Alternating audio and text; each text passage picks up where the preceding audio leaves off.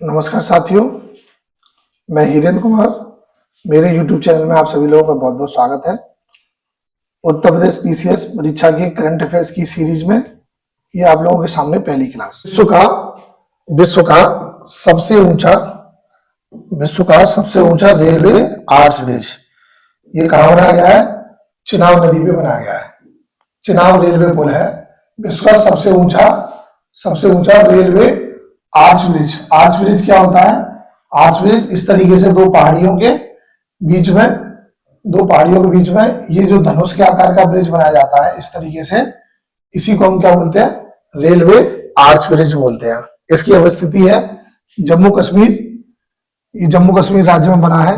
ऊंचाई है इसकी 359 मीटर, यानी नदी तल से इसकी ऊंचाई जो है, नदी का जो पानी होता है, पानी के नीचे जो नदी का तल होता है उस तल से इसकी ऊंचाई है 559 मीटर। कुल इसकी लंबाई है 1315 मीटर।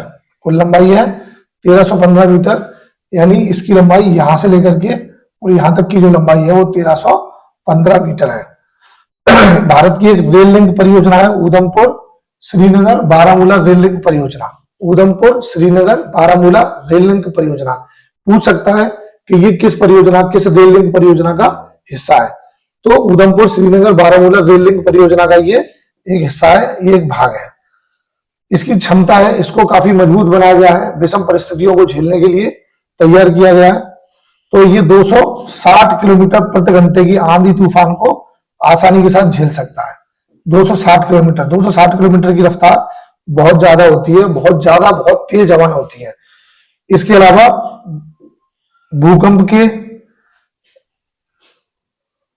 जहां भूकंप सबसे ज्यादा आते हैं उस जोन में इसको बनाया गया है, तो इसलिए इसको भूकंप रोधी बनाना भी बहुत आवश्यक था। तो ये इतना मजबूत इस तरीके से भूकंप रोधी तैयार किया गया है कि 8 रिएक्टर के भूकंप को भी आसानी के साथ झेल सकता है। तापमान ये -10 डिग्री तापमान से लेकर के 40 डिग्री तापमान तक को भी झेल सकता है। चूंकि जम्मू कश्मीर में मौसम ठंडा काफी रहता है, तो -10 डिग्री सेंटीग्रेड से लेकर के और 40 डिग्री सेंटीग्रेड तक के तापमान को सहने की इसके अंदर क्षमता है। इसका उद्घाटन पीएम ने किया है, प्रधानमंत्री द्वारा इसका उद्घाटन 6 जून को किया गया है। लास्ट टाइम 2024 के पीसीएस में उत्तर प्रदेश लोक सेवा आयोग ने तिथियां भी पूछ ली थी, तो थोड़ा सा तिथियों पर भी हम नजर मार लेते हैं। इसका जो निर्माण किया गया है, इसका निर्माण किया कोंकण रेलवे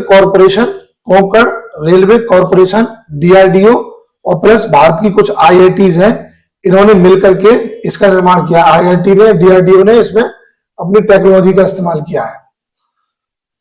निर्माण राशि ये 1486 करोड़ रुपए की इसमें धनराशि खर्च हुई है। इसकी लागत है, ये 2 जगह जो है बक्कल और कोरी के मध्य बना है। ये जो जिन 2 जगहों के बीच में बना है, तो एक साइड बक्कल है, दूसरी साइड कोरी है। ये 2 स्थान है, इनके बीच में बना है। कटरा बनिहाल के मध्य महत्वपूर्ण संपर्क है। कटरा से बनिहाल जाने का जो रास्ता है उसके लिए एक महत्वपूर्ण लिंक है। और इसकी जो अवधारणा, इसको जब इसके बारे में सोचा गया तो इसको अटल बिहारी वाजपेयी सरकार ने मंजूरी दी थी। कब दी थी? 2013 में अटल बिहारी वाजपेयी सरकार ने इसको मंजूरी दी थी, और तब से लेकर के लगातार इस पे काम होता रहा और आज ये ब्रिज बनकर के तैयार है।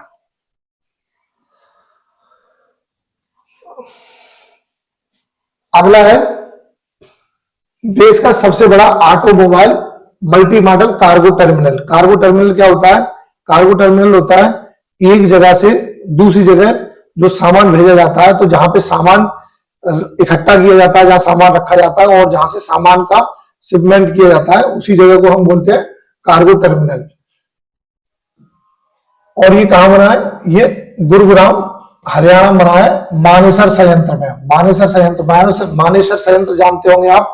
मानेसर में मारुति सुजुकी की एक कंपनी है, वहां पे कारखाना है। और ये किसके लिए बनाया गया? मारुति सुजुकी इंडिया लिमिटेड हेतु, यानी इसको बनाया भी गया है मारुति सुजुकी इंडिया लिमिटेड हेतु बनाया गया है। मतलब वहां से मारुति के जो वाहन है, मारुति के वाहन है, उनको एक स्थान से और भारत के भिन्न भिन्न स्थानों पर पहुंचाने के लिए इसको बनाया गया है। इसका उद्घाटन रेल मंत्री अश्विनी वैष्णव द्वारा किया गया है। एक बार में ये 4.5 लाख वाहनों को भेजने की क्षमता रखता है। ये जो कार्गो टर्मिनल है, ये एक बार में 4.5 लाख वाहनों को भेजने की क्षमता रखता है। ये कार्गो टर्मिनल है, लेकिन ये ऑटोमोबाइल है। ऑटोमोबाइल मतलब ये गाड़ियों को भेजने के लिए बनाया गया है स्पेशली। गति शक्ति मिशन का हिस्सा है। गति शक्ति मिशन क्या था? गति शक्ति मिशन में हमारी जो कार्गो की क्षमता है उसको बढ़ाने के लिए ये गति शक्ति मिशन शुरू किया गया था भारत सरकार द्वारा, उसका ये हिस्सा है। इसका जो निर्माण व क्रियान्वयन है, इसका जो निर्माण किसने किया है? HORCL द्वारा। इसका निर्माण भी HORCL द्वारा किया गया है और इसका क्रियान्वयन भी HORCL द्वारा ही किया जाएगा। HORCL क्या है? HORCL एक संयुक्त कंपनी है, इसमें कई पार्टनर है और कई पार्टनरों से मिलाकर के ये कंपनी बनाई गई है HORCL। इसमें कौन कौन शामिल है? इसमें रेल मंत्रालय शामिल है, इसमें HRIDC शामिल है, इसमें राज्य सरकार शामिल है, मारुति सुजुकी के संयोजन से बनी है। मतलब इसमें रेल मंत्रालय भी शामिल है, HRIDC शामिल है, राज्य सरकार शामिल है और मारुति सुजुकी भी शामिल है। तो ये इन सभी लोगों के संयोजन से बनी हुई एक कंपनी है।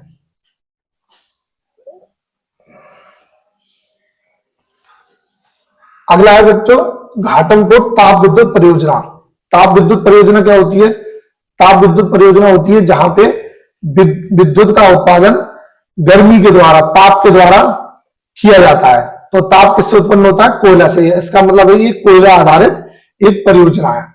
ये कोयला आधारित परियोजना है।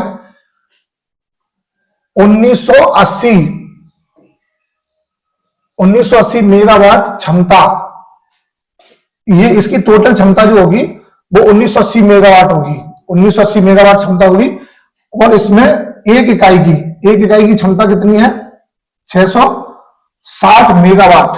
यानी टोटल इसकी जो क्षमता है वो है 1980 मेगावाट क्षमता है और इसमें एक इकाई की क्षमता है 660 मेगावाट। इसका मतलब ये हुआ कि इसमें 3 इकाइयां बनाई जाएंगी। 3 इकाइयां बनाई जाएंगी। अभी पहली इकाई बनाई जा रही है और बाकी की जो 2 इकाइयां हैं वो 2026 तक कंप्लीट की जाएंगी। इसको कौन बना रहा है? इसको बना रहा है NLC इंडिया लिमिटेड। भारत सरकार का ये, भारत सरकार की ये नवरत्न कंपनी है। NLC क्या ये भारत सरकार की नवरत्न कंपनी है। NLC नेवेली, ये NLC इंडिया लिमिटेड ये भारत सरकार की नवरत्न कंपनी है।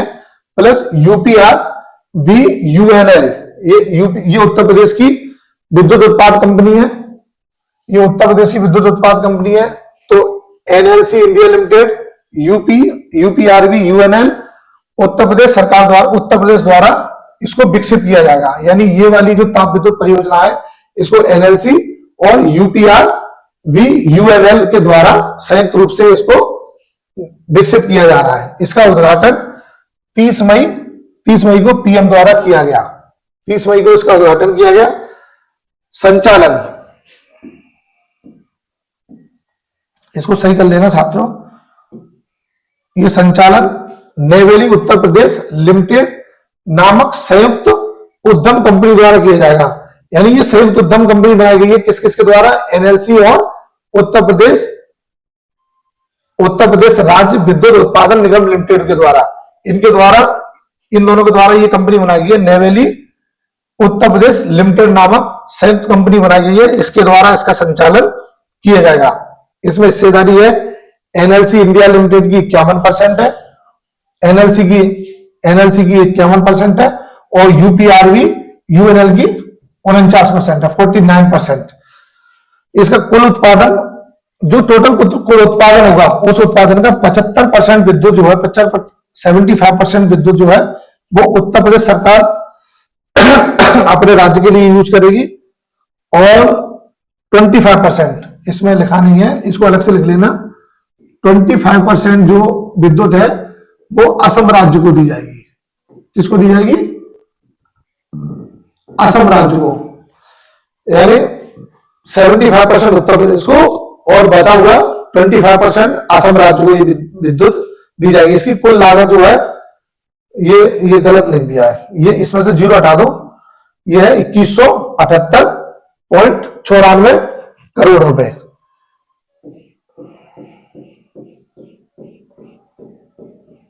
इसकी टोटल लागत यह है। शेष 2 इकाइयां जो स्थापित होंगी वो 2026 तक होंगी। शेष 2 इकाइयां, यानी अभी पहली 1 इकाई स्थापित की जा रही है, और अगली जो 2 इकाइयां हैं वो 2026 तक स्थापित की जाएंगी। तीनों संयंत्र मिलकर के, यानी 3 इकाइयां बन रही है।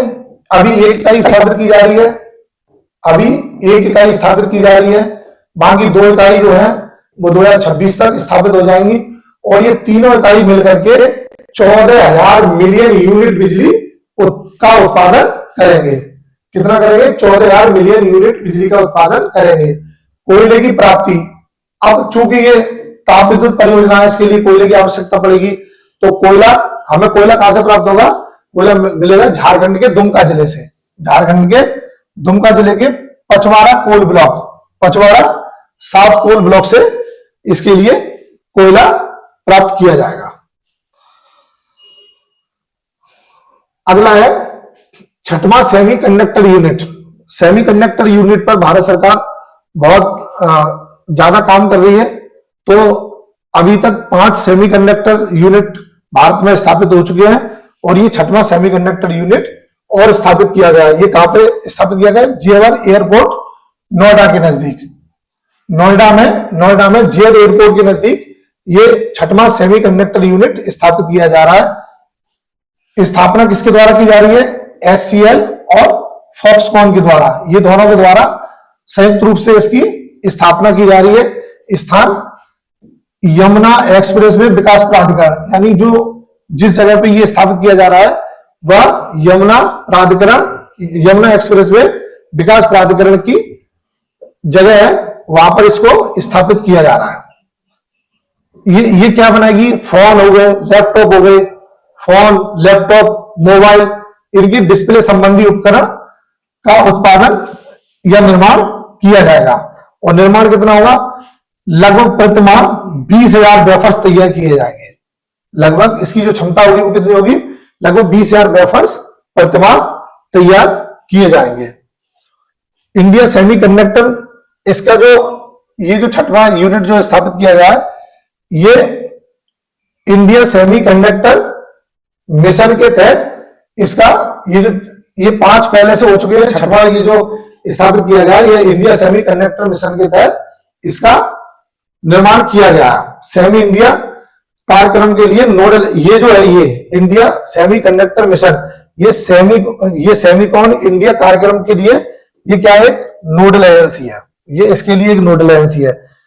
तो 5 इकाइयां, वो 6वीं इकाई तो वो स्थापित हुई है, और उसके अलावा 5 इकाइयां जो है वो ये है, एक गुजरात साणंद में है, धोलेरा गुजरात में है, टीसैट टाटा गोरेगांव असम में है, एक और ये साणंद गुजरात में है, और अगला भी साणंद गुजरात में है। इनके नाम ये आप लोग देख लेना।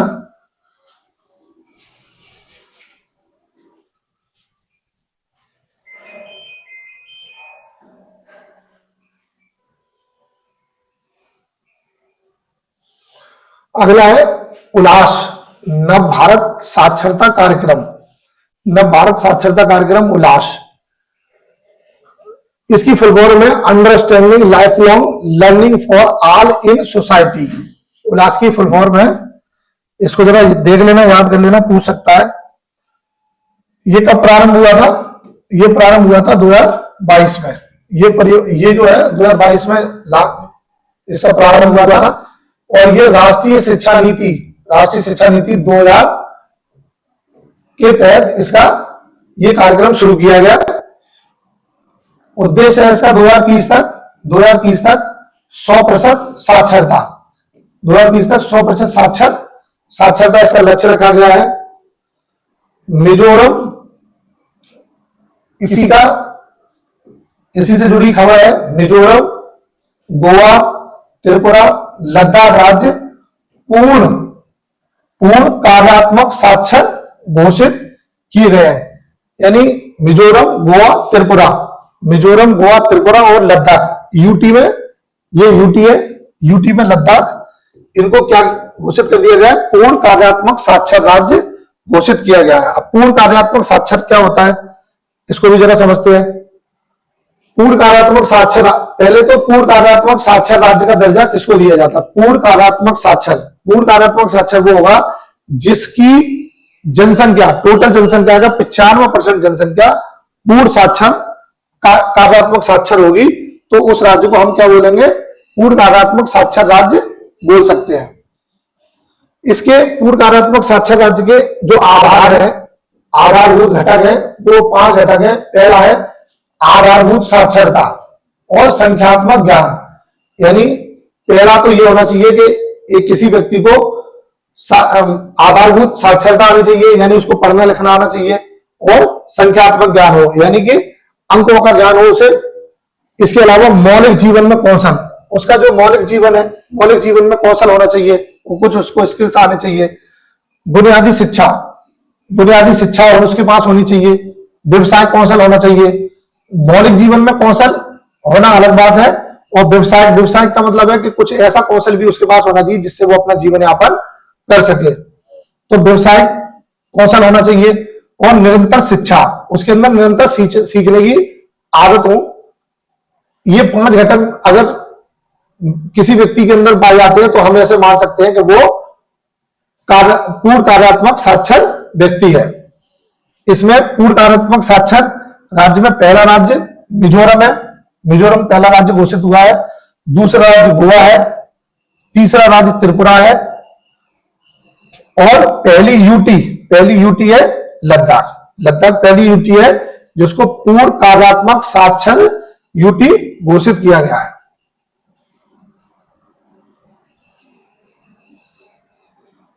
ये बहुत चर्चा में था, विमान दुर्घटना अहमदाबाद की, जिससे आप सब लोग अवगत होंगे। इससे भी कुछ ना कुछ क्वेश्चन बन सकते हैं, तो इसको भी जरा हम समझ लेते हैं। जो उड़ान थी उस उड़ान का नाम था AI 171 बोइंग। ये बोइंग की उड़ान थी 787-8। ये इस उड़ान का नाम था। यात्रा कहां से कहां तक हो रही थी? अहमदाबाद से गेटविक लंदन, यानी अहमदाबाद से ये हवाई जहाज उड़ रहा था और कहां जा रहा था? गेटविक लंदन जा रहा था इसको। इसमें टोटल यात्री थे 242 में से 241 की मृत्यु हो गई। 200, ये बहुत ही दर्दनाक हादसा था। जितने लोग थे उसमें सारे लोगों की मृत्यु हो गई, सिर्फ एक व्यक्ति बच पाए, विमान यात्री जीवित एकमात्र। उनका नाम था विश्वास कुमार रमेश। ये सिर्फ एकमात्र व्यक्ति थे जो इस विमान दुर्घटना में किसी भी तरीके से बच गए। कुल उसमें कर्मी थे उड़ान में, वो 12 टोटल कर्मी थे। इसमें गुजरात के पूर्व सीएम विजय रूपानी जो थे वो भी इसमें यात्रा कर रहे थे, और उनकी भी मृत्यु हो गई है। तो इस नाम को जरा विशेष तरीके से याद कर लेना, पूछ सकता है, क्योंकि ये जानी मानी हस्ती थे, पूर्व सीएम थे गुजरात के। विमान ये गिरा कहां पे था? बीजे कॉलेज जो है, एक मेडिकल कॉलेज है बीजे कॉलेज के हॉस्टल पे जाकर गिरा, और उसकी वजह से वहां पे कुछ अन्य लोगों की भी मृत्यु हो गई। इसमें मुआवजा दिया गया, प्रत्येक व्यक्ति को मुआवजा एयर इंडिया के द्वारा 25 लाख रुपए दिया गया है, और टाटा सन्स के द्वारा 1 करोड़ रुपए इसमें मुआवजा दिया गया है। फ्लाइट रिकॉर्डर, जब ये रेल दुर्घटना हुई तो एक शब्द बहुत चर्चा में रहा, फ्लाइट रिकॉर्डर, या उसको ब्लैक बॉक्स भी बोलते हैं। इसको ब्लैक बॉक्स भी बोलते हैं, तो इसको जरा थोड़ा सा समझ लेते हैं। ये एक इलेक्ट्रॉनिक डिवाइस है, जो कि प्लेन की, हवाई जहाज की यात्रा के दौरान उसकी गतिविधियों को रिकॉर्ड करती है।